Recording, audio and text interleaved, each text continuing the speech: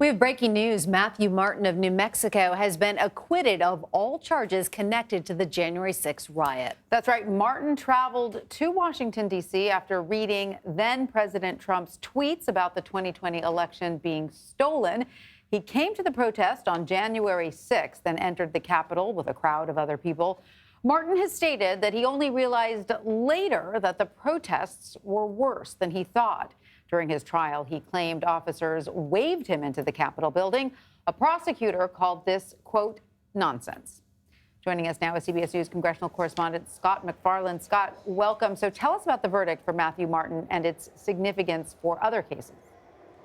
Hey, Tanya and Meg, this is not the most significant case. It's a lower level case, a misdemeanor case. But this ruling, this verdict, could be quite significant. It lays down a marker that not everybody here unlawfully in the Capitol was deemed unlawful that day by all judges.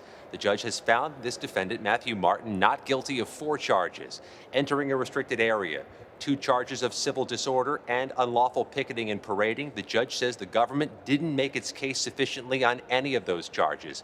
What the judge cited is what Matthew Martin didn't do on January 6th. The judge says, according to the evidence shown at trial, Matthew Martin wasn't screaming or shouting, wasn't crowding people. He was here. He was amid the mob, but the judge says he was not an impactful member of the mob. What's more, this case has a distinctive element.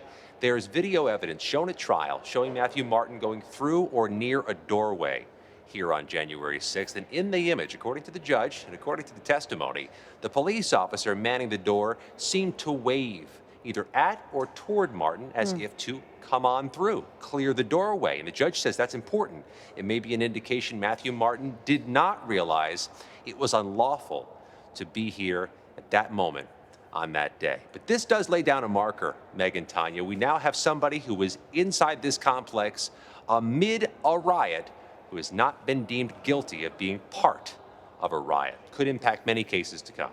Fascinating detail right there. And Scott, later, the House will vote today on contempt charges for Peter Navarro and Dan Scavino. It's likely going to pass. Is there any word from the DOJ about criminal charges for Mark Meadows? And what can we expect for Navarro and Scavino? Yeah, it's a good question. Navarro and Scavino, if this vote passes tonight, would be formally referred to the Justice Department for criminal prosecution for contempt of Congress, but there's no guarantee the Justice Department would move forward with that prosecution. The U.S. House has made similar referrals before. You mentioned some of them. Mark Meadows, Steve Bannon. As of this moment, only Steve Bannon has been criminally charged by the Justice Department. He faces a late July trial date. The ball moves from Congress to the Justice Department with this vote tonight, and there's all indications the vote will pass. The U.S. House has the numbers to approve contempt of Congress referrals for both Peter Navarro and Dan Scavino. And it's worth reminding and underscoring both Navarro and Scavino are accused of slow walking the U.S. Congressional House January 6th committee, of stalling that committee by not honoring a subpoena and not showing up for depositions.